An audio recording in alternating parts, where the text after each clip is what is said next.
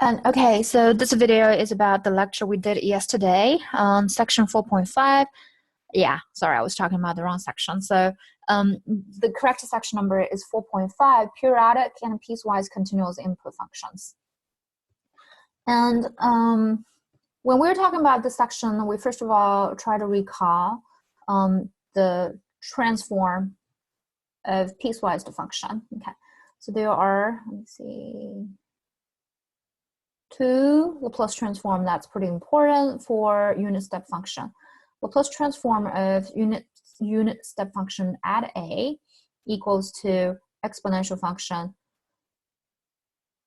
e to the negative as over s. And then another conclusion we derived last week is Laplace transform of a function f of t minus a, use of t minus a equals to exponential times f of s. This is because there's a t minus a, so this is called a translation on the t-axis.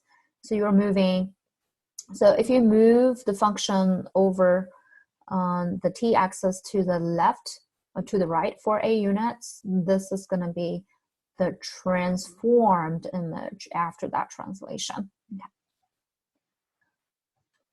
So we were looking at this next example. Okay, next example we have find the Laplace transform of the function f of t equals t squared use of t minus 2. So it's t squared times unit step function at t minus 2, at 2, which means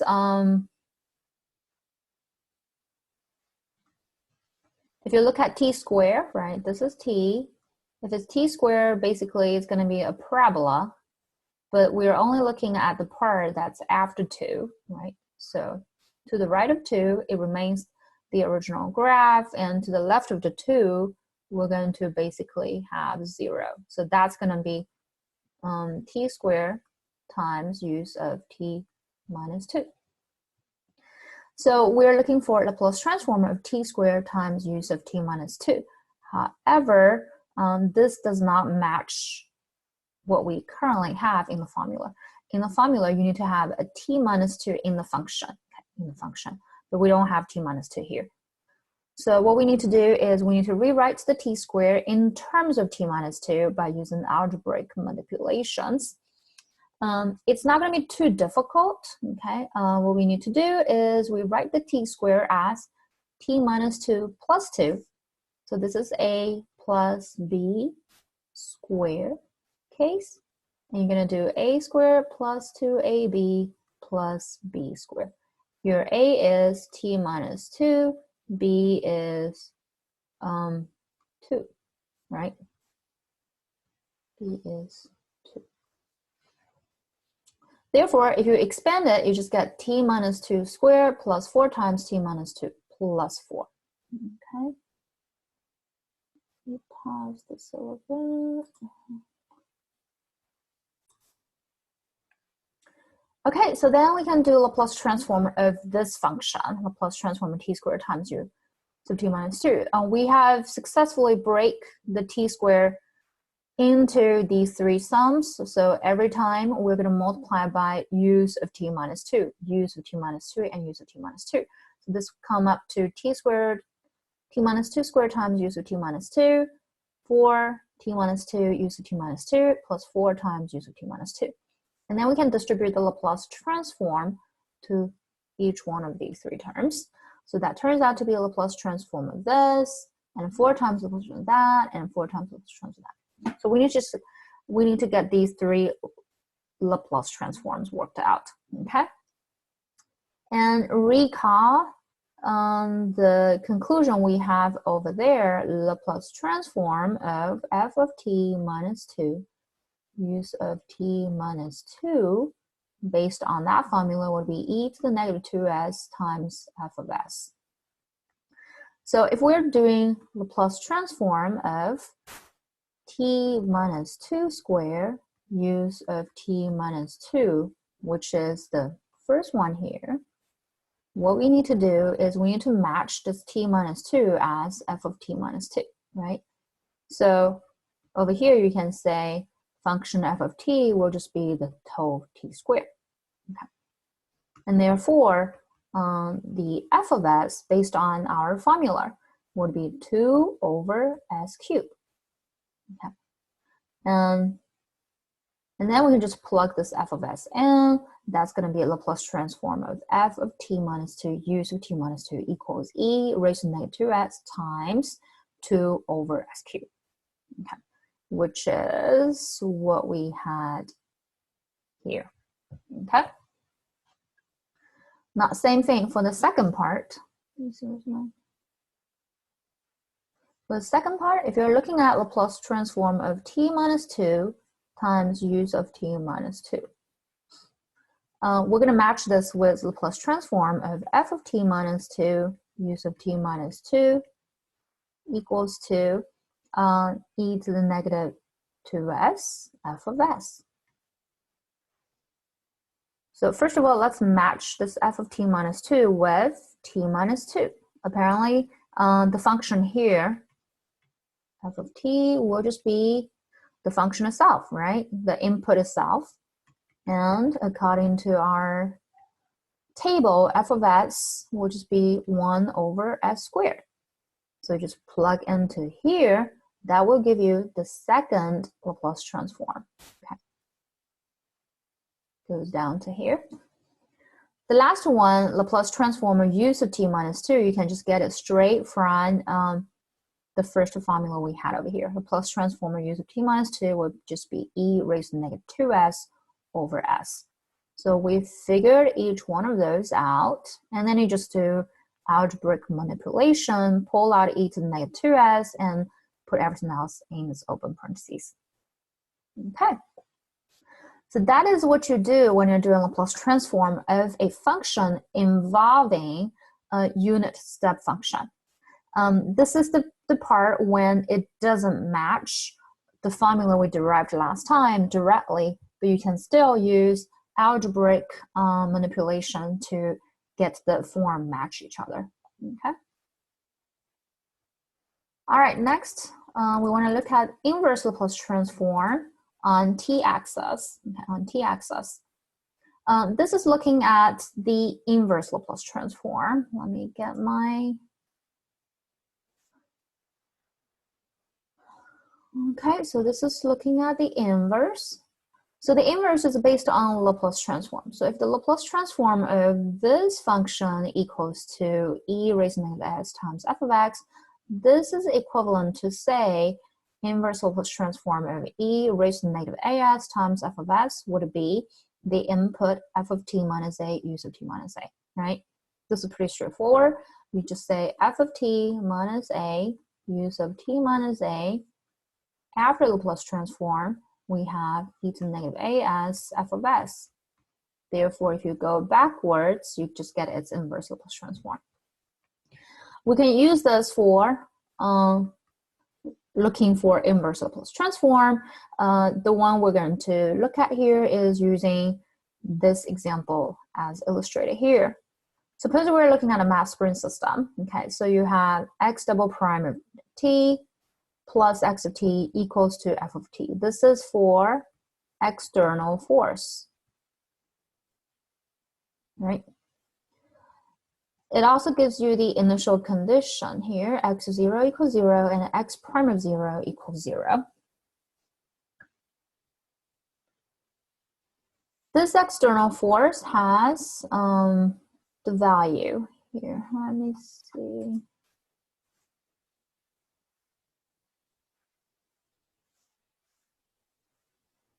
Okay, so external force only starts at t equals 1 and ends at t equals 5. Otherwise, there's no external force. And during that time period, the external force is a constant force being 1. Okay. So what we need to do is we're looking for, so for x of t, here x of t is the displacement, right?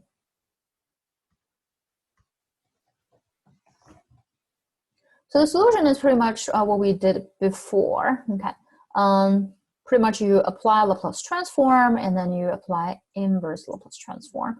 But first of all, because f of t is piecewise,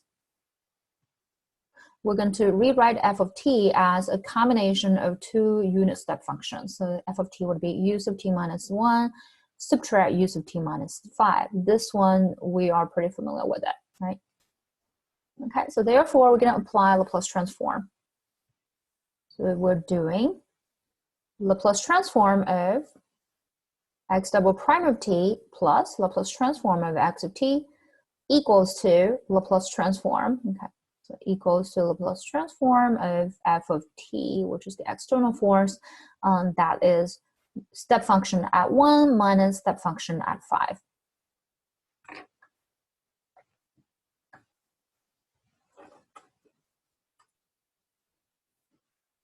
Okay, so then, let me see, we're going to introduce the notation. Suppose the displacement after Laplace transform, you get a big X of S. We've seen this, right?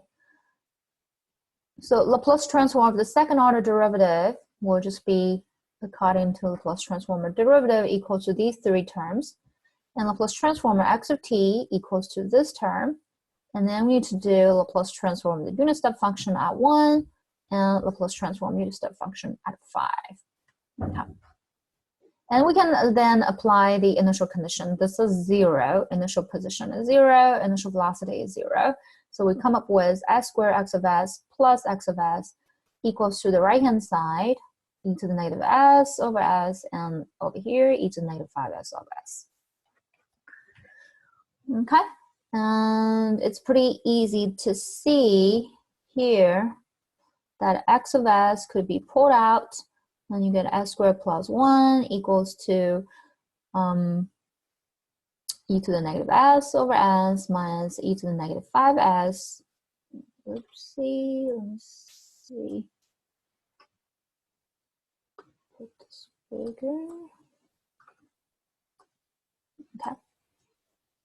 Negative 5s, okay, over s.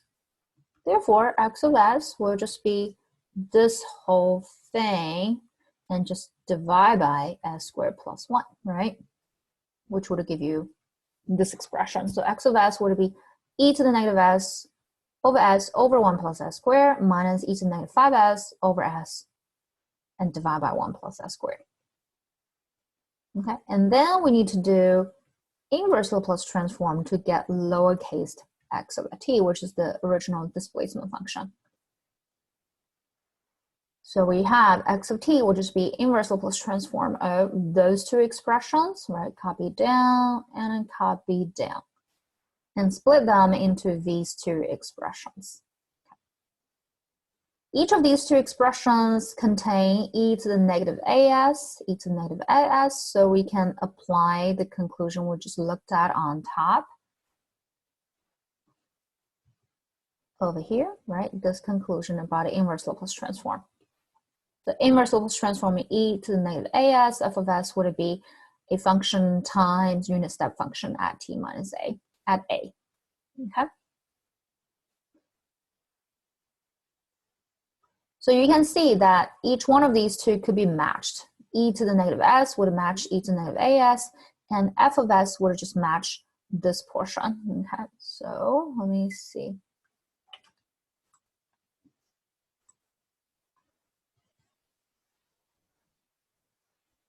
Okay, so f of s would just match this 1 over s times 1 plus s squared. Same thing here. F of s would just match 1 over s times 1 plus s squared. Okay. In the previous section, we've already done this question a few times. If the transform equals 1 over s times 1 plus s squared, then we can do several methods to find its inverse Laplace transform, which was going to be 1 minus cosine t. Okay. Therefore, we have this f. Here's my pen. Okay. So this function f will just be 1 minus cosine t, right? In these two cases, the first case, a equals 1, second case equals 5, then you can just plug 1 and 5 into those two. So x of t would be f of t minus 1 times u sub t minus 1, subtract f of t minus 5, u sub t minus 5. And just plug t minus 1. Okay, so plug t minus 1 in here for the t, and plug t minus 5 in here for the t. Okay, so we would come up with 1 minus cosine t minus 1 for substitution, and 1 minus cosine t minus 5 for substitution. Each one is multiplied by a unit step function at 1 and at 5 respectively. This is a complicated form involving unit step function. To look at exactly what this is, we can divide those into specific forms depending on the interval. Okay. Keep in mind, u sub t minus 1 is a piecewise function at 1. Okay. At 1, so after 1, it's 1, right? To the left of 1, it's 0. And u sub t minus 5 is a unit step function at 5. To the right of 5, you get 1, and to the left of 5, you get 0. So the dividing points for the interval will be 1 and 5, right? So 1 and 5. There are 3 intervals that you can come up with. First interval is for t is less than 1. Second interval is for t between 1 and 5. Third will be for t greater than or equal to 5. Okay. All right, this is use of t minus 1. This is use of t minus 5. Okay, so let's look at the first case when t is smaller than 1. T is smaller than 1, you have 0 here and 0 there. So 0, 0 for both of those two u's, you get 0 eventually. Second case, when t is between 1 and 5. So t is greater than 1. At this time, u sub t minus 1 would take value 1. Okay, so it'd be 1 minus cosine t minus 1 times 1, subtract. T is less than 5, so this will be 0, so minus 0. So it turns out to be just 1 minus cosine of t minus 1. The last case, when t is greater than or equal to 5, u sub t minus 1 would be 1, and u sub t minus 5, both of those would be 1, right? They would have value. So our x of t this time would be 1 minus cosine t minus 1 times 1, subtract 1 minus cosine of t minus 5 times 1, okay? Which you can combine those two as cosine of t minus 5 minus cosine t minus 1, which is what we have in the last piece. By the way, this is not f of t, it should be x of t, okay? So this is the displacement function, okay? So x of t is the displacement function. So displacement function equals to, equals to 0 for the first piece, and second piece will be this function, and the last piece will be the difference of two cosine functions. Okay. We can see the graph from this website I have come up with. Let me show you the graph just a minute.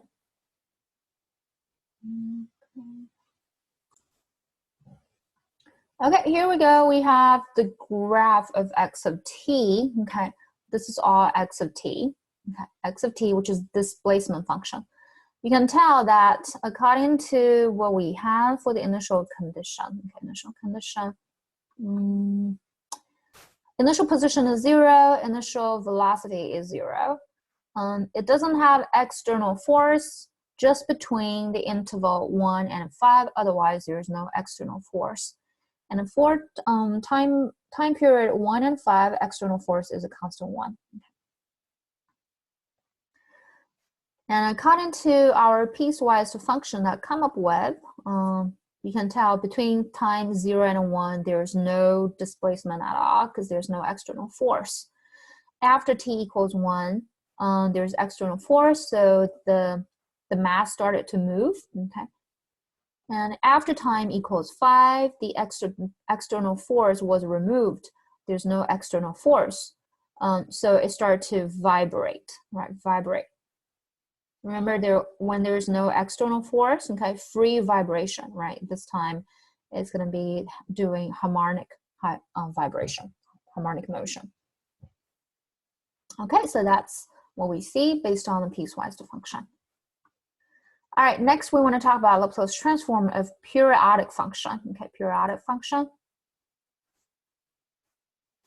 First of all, periodic function is the functions that has the pattern of the same behavior with a period of p, right?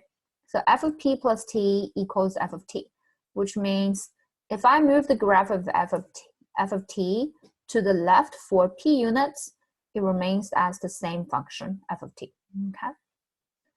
So p here is the period. If f of t is periodic with a period p, then the Laplace transform of such periodic function equals to 0 to infinity e to the negative st f of t dt by definition, right? Okay. So here is just the definition. So we're going to skip the part where you're going to derive it. So the conclusion is, even though it's 0 to infinity, right, 0 to infinity for the Laplace transform, but we understand if it has period p, every 0 to p, it's going to repeat itself, right? So 0 to p, p to 2p, the function is going to behave exactly the same. Therefore, the Laplace transform eventually come with based on the integral from 0 to p, which is the first period, and then divide by 1 minus e raised to negative period times s. That's going to be the Laplace transform, okay, for such periodic function. So we're going to do one example here.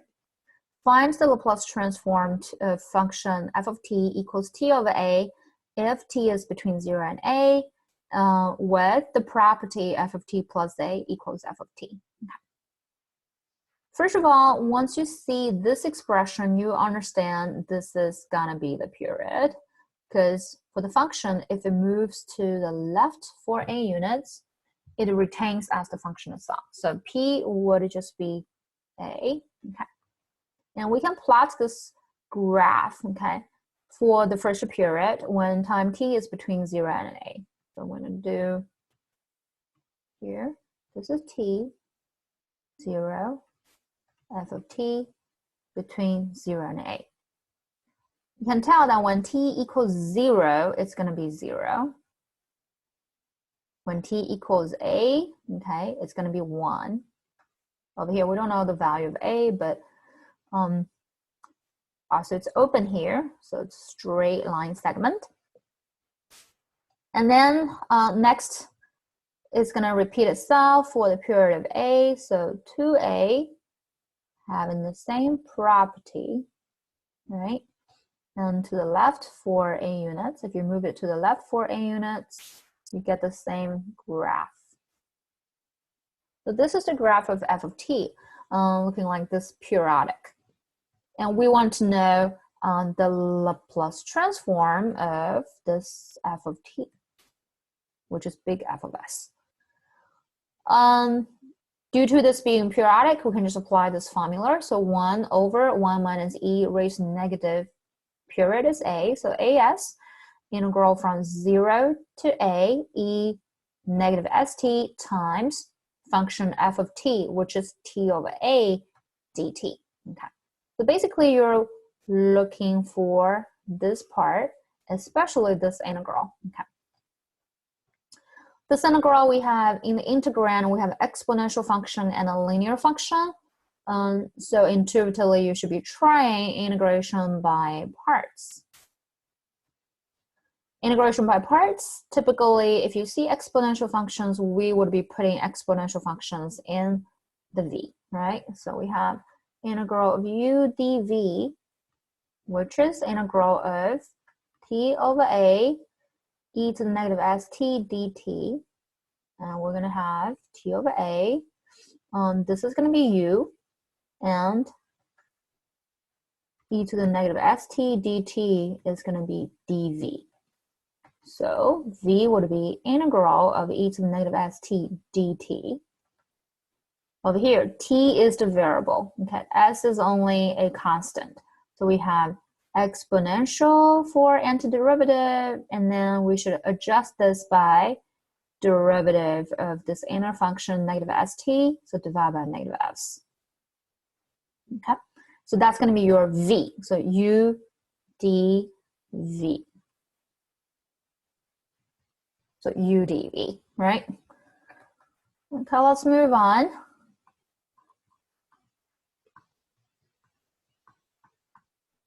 Let's see here.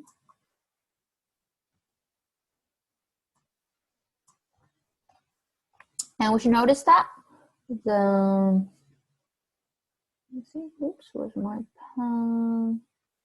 Okay, the time t is between 0 and a, right? 0 and a. Okay, so we're going to continue over here. So u dv, it should be u v from t goes from 0 to a minus integral of v d u. T is still from 0 to a. Okay. The first part, let's evaluate t equals 0 and t equals a. We should evaluate a first. So you should have a over a, e raised to negative ace a, divided by negative a, and minus the case when you plug in 0, which is going to be 0,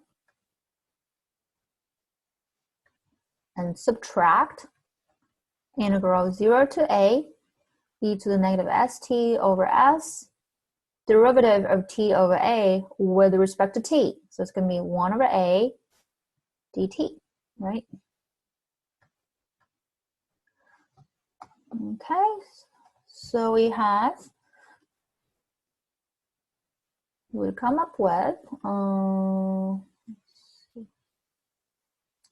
this will be 1 times, this is 1 times e to the negative sa over negative a, and subtract over here, t is the variable, so I can pull out 1 over sa. 1 over sa, integral e to the negative st dt, t goes from 0 to a.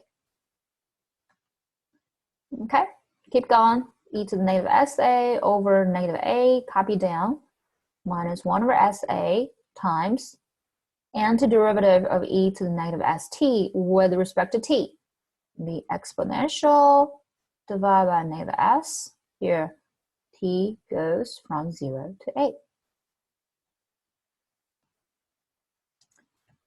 Okay, let's continue. So we have e to the negative sa divided by negative a plus, these two are two negative, plus 1 over s squared a e to the negative sa here, st, my bad, and t starts at 0 and ends at a. Okay, so next we'll need to evaluate t at a and a 0.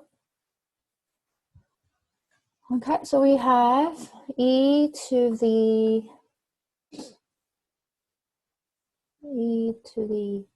negative sa over negative a plus, first of all, let's plug in a for the t. So e to the negative sa over s squared a. And second, let's plug in 0. So 1 over s squared a.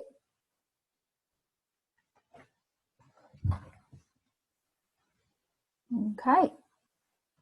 Therefore, we can reorganize everything. We have e to the negative sa over a plus s squared a times e to the negative sa minus 1. So that's going to be that integral. It's going to be this integral, okay? So once you have finished the integral, we can do f of s. Will be 1 over 1 minus e to the negative ps, right? ps, and times this integral, which we have already evaluated, e to the negative sa over negative a plus e to the negative sa minus 1 over s squared a. Okay. We're going to distribute these two into the open parentheses. The first one get e to the negative sa over negative a times 1 minus e to the negative sa. The second one, if you look at these two multiplications, they're almost the same except for reversed order. So I would be able to reduce the top and the bottom, leaving a negative 1 over s squared times a. Okay? So that's going to be the Laplace transform of the f of t that is given. Okay, so that is the handouts that we talked about yesterday. I hope this clarifies any confusions you may still have. Please let me know if you have any questions. Okay. All right.